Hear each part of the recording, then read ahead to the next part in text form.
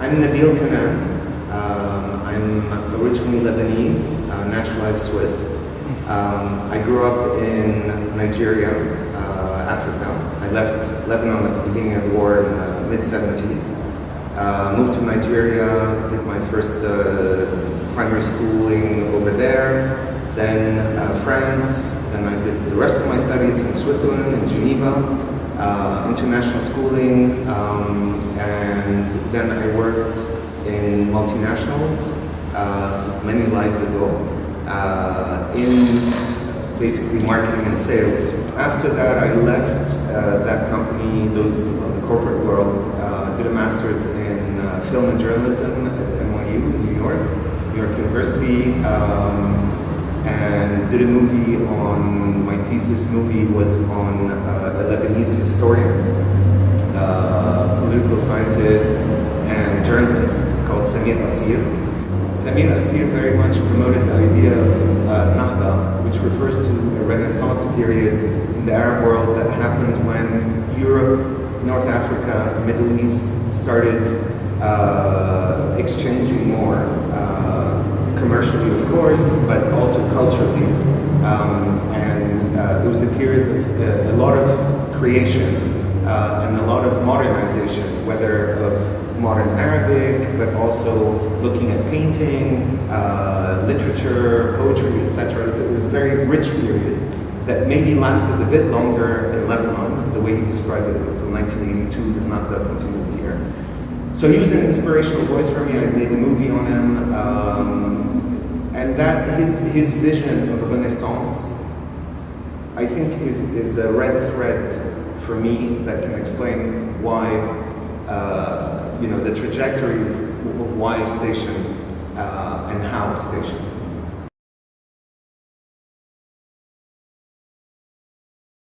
In 2013, my fiancée, Leila Alawi, French-Moroccan photographer, artist photographer, decided to move together to a city where we could be in one place and live together and see if we could build as a couple and get married. And just as simple as that, to build a life together. We chose Beirut for a number of reasons. One is her work is mainly focused on migration, cultural diversity, and identity. She had done most of her work in North Africa, and it was interesting for her to come to the Levant. And we had the opportunity to come to Beirut and move to the old wood factory of my grandfather, which is where we are, which was a complete ruin.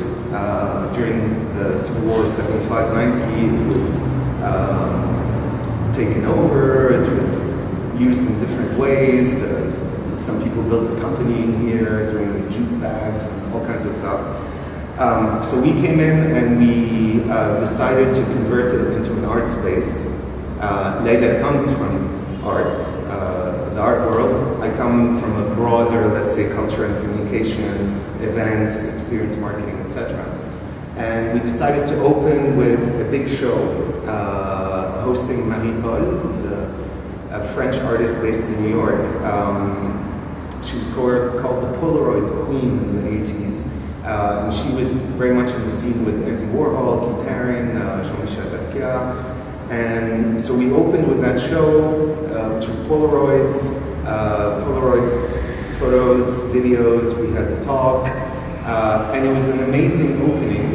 Well, first of all, it took us, in 5 weeks, we opened the space, which I think in Northern Europe or in Europe is pretty much an impossible thing to do. That was an incredibly challenging thing. There were no windows, no bathrooms, no lighting, no electricity, no water, no nothing. And in 5 weeks, during Ramadan as well, we managed to, I actually don't know how to did it, but we didn't sleep much, and we opened. The beautiful thing about that inaugural project is it came completely naturally for us. The name Station came very naturally also.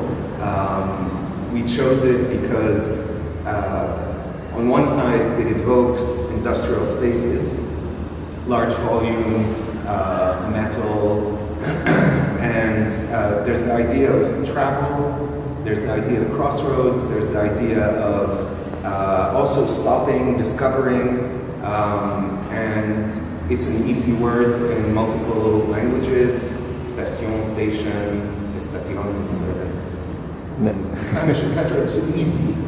And there used to be an old train station also just behind us here.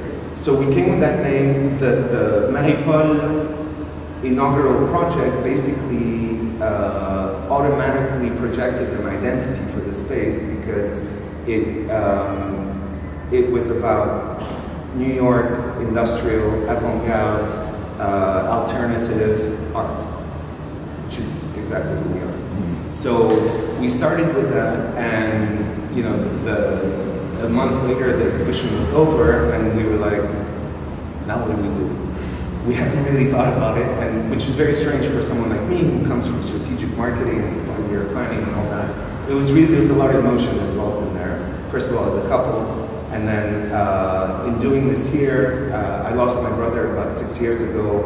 My brother used to love photography, theater, so that first exhibition was kind of also an ode to my brother.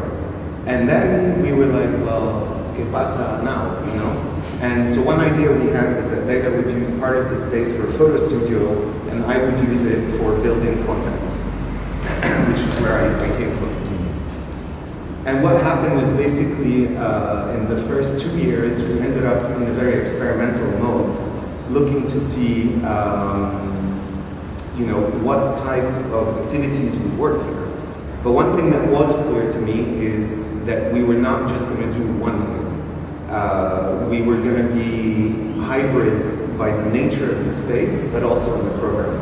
So through experiments, hosting theater, hosting some dance, hosting some movie screenings, parties, concerts, in a bit of an experimental way, I think is a polite way to say it, we learned where we have interests, where there is an audience, what they're looking for also, and got to fine-tune our programming.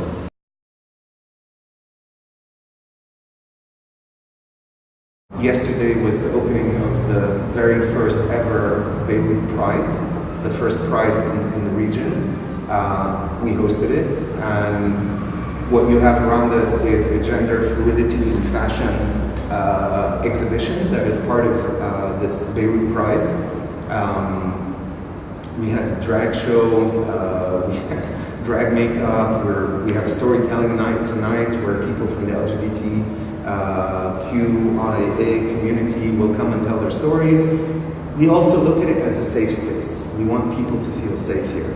I think over time, if you look at the programming that we've had, it's more daring, more bold.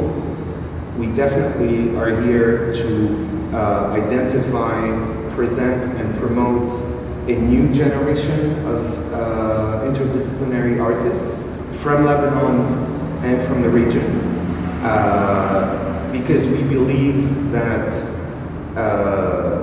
the Arab world has not met its rendezvous with the 21st century. There's a lot of progress to be made. We are apolitical, but so we are not tributary to any corporate, any donor, or any political. We have no affiliations with anyone, purely independent. But we believe that arts and culture have a strength in that if you want to read really what's happening here, it's hard to trust the political elite. It's hard to trust the media because they're generally controlled by these corporate or political, they're on strings. And I think in the arts and cultural field, you have people, whether in literature, theater, dance, music, etc., who are actually speaking, presenting, creating works that voice the concerns of the people. Whether it's human rights, women's rights, gay rights, the lack of social freedoms, political freedoms, etc.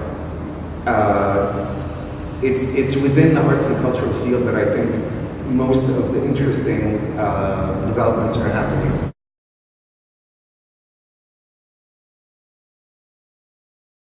Leila fulfilled the role of artistic director, scenography, communications. I pretty much did most of the other stuff. We had one staff member before who was on production operations, and we have our technical young person here who does really a crucial job. The energy and vision and aesthetic sensibility that Leila brought to Station was crucial in building the space, giving it its identity. Leila worked in art, but also very interested in society and a more anthropological approach.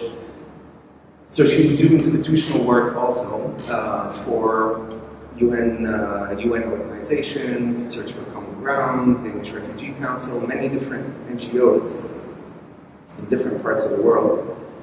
In January 2016, she was in Burkina Faso for Amnesty International, and she was killed in a terrorist attack on a cafe that she was in.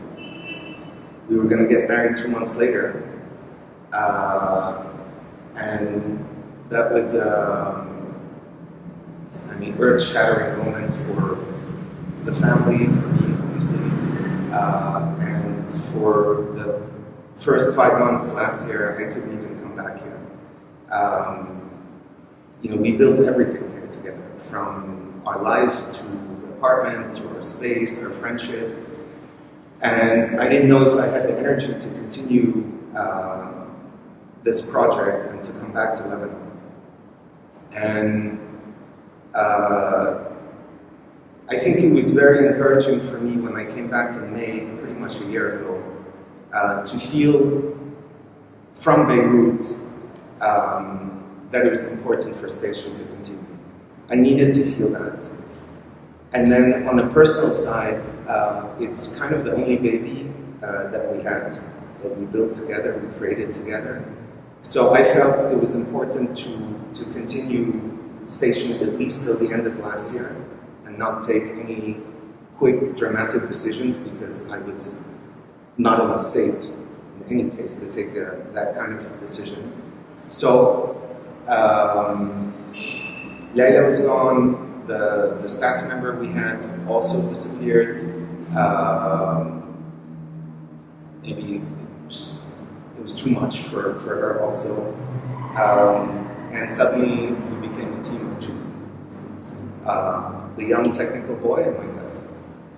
And for the past year, I've basically been running the project, running the space on a project basis, where we reach out to certain people and bring them in depending on the project. But as you can imagine, emotionally, physically, it's been a very, very, very tough ride.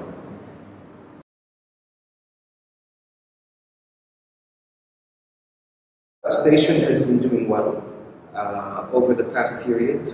We've also set up with Leila's family the Leila Alawi Foundation, where we continue to to promote, present her work, to defend her ideals, and over a number of programs over the years now, future, we're looking also to strengthen visual storytelling across the Mediterranean, to build a new generation of, the way I say it, little Leilas, to continue the work she was doing.